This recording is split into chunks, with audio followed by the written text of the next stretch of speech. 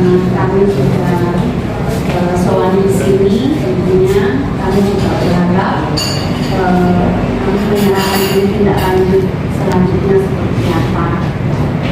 Kemudian yang kedua, khususnya untuk Valen dan teman-teman, kami berharap bahwa tentunya hidup ini akan didasari dengan firman Tuhan. Ya, firman Tuhan dalam Kejadian pasal 2 ayat 18 adalah Tuhan Allah berfirman, tidak baik kalau manusia itu seorang diri saja. Aku akan menjadikan penolong baginya yang sepadan dengan dia. Nah, mungkin Yosan cerita ya, bisa mengingat kembali ketika Tuhan itu menciptakan seluruh alam ciptaan ini. Tuhan melihat ketika menciptakan burung-burung di udara, ketika menciptakan ikan-ikan di laut, ketika Tuhan menciptakan kemudian binatang-binatang di daratan, pohon-pohon. Di situ Tuhan melihat, setelah menciptakan manusia, Tuhan melihat bahwa tidak ada yang bisa menemani manusia itu. Maka kemudian Tuhan berinisiatif. Jadi di sini rencana Tuhan, kehendak Tuhan itu yang harus dipegang teguh. Bahwa kepercayaan atau apa yang kalian alami ini itu hanya dikarenakan karya Tuhan, kehendak Tuhan. Ya, karena kehendak Tuhan, karya Tuhan. Ketika kalian memutuskan untuk berani melamar Valen berani memutuskan menerima Yosan, maka tentunya yang harus diingat hanya karya Tuhan. Semua yang kamu lakukan harus mengarah kepada keyakinan kalian kepada Tuhan. Nah, kalau keyakinan kalian kepada Tuhan, maka apapun yang kalian alami dalam hidup kalian, terutama dalam persiapan perkawinan nanti, tentunya kalian harus mengingat hanya atas berkat Tuhan. Mengapa ini saya ingatkan? Karena manusia itu banyak keinginan, banyak cita-cita, banyak rencana. Dan kadang keinginan, rencana, cita-cita itu di luar daripada apa yang menjadi kemampuan kita. Tetapi prinsipnya adalah yang tadi saya mengingatkan, di mana kamu berada di situ ada berkat Tuhan. Maka kalau yang namanya rencana, cita-cita itu bukan semata-mata kita tumpukan kepada keinginan kita, tetapi kepada Tuhan.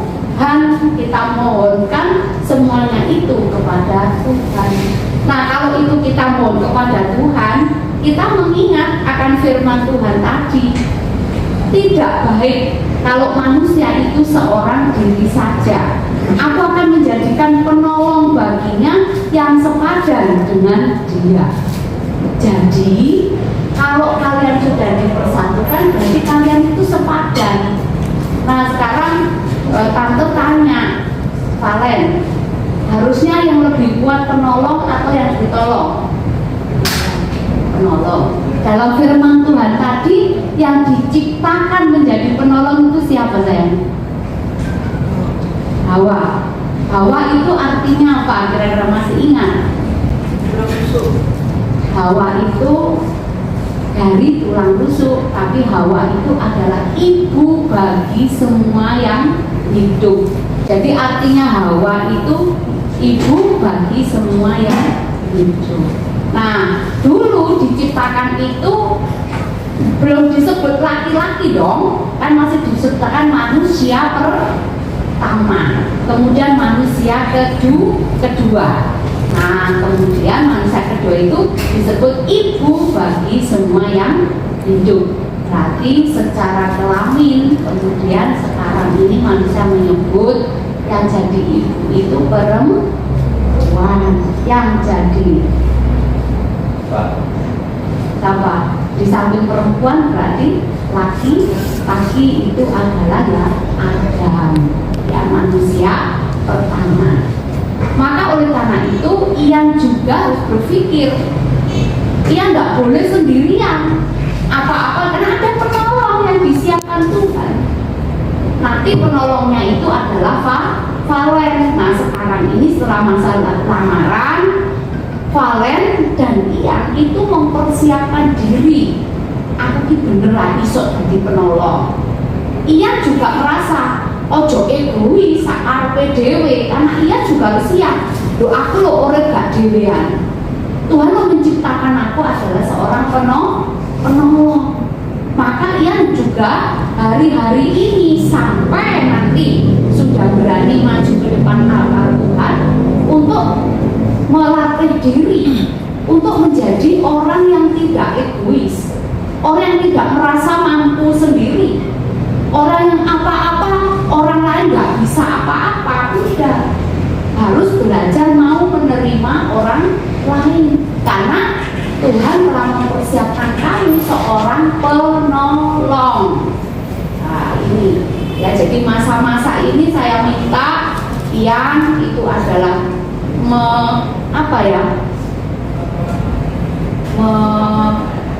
mengolah diri ya untuk siap ada seorang penolong di sampingnya ya.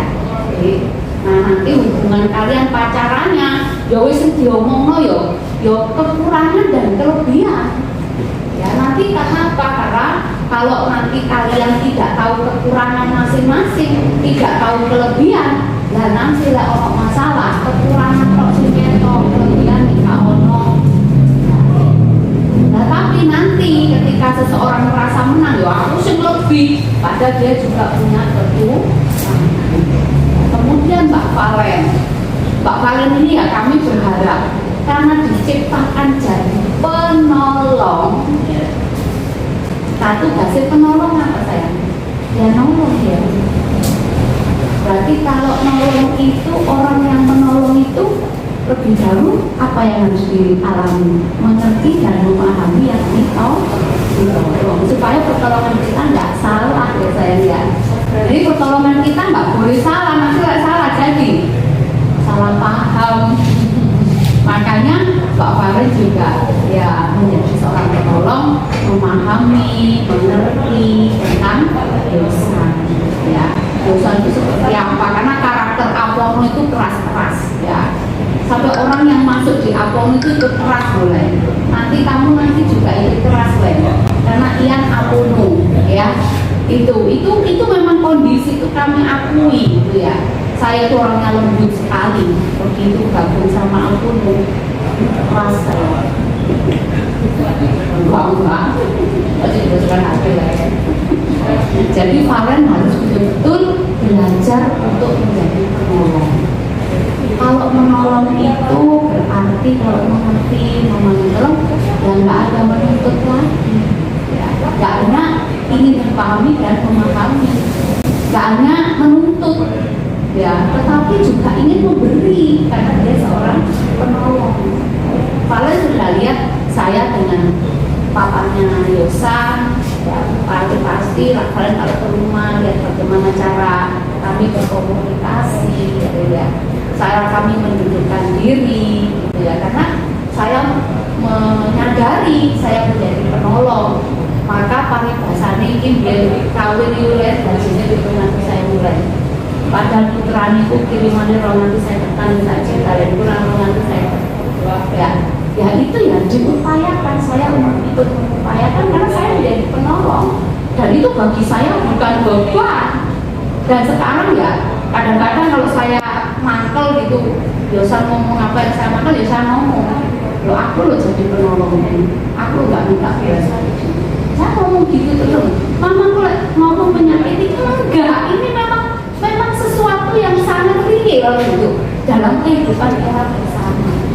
Makanya nanti dulu tante itu selama 1 tahun untuk belajar menjadi seorang penolong. Kamu nanti tidak tahu kapan perkawinannya, ya itu silahkan direncanakan berdua seperti apa, kapan, itu kamu di mana, kami selaku orang tua ya itu saja sesuai dengan kemampuan kami kalau kami dibutuhkan untuk menolong kalian berdua, bisa mereka berdua seperti itu. Ngerti ya? Valen.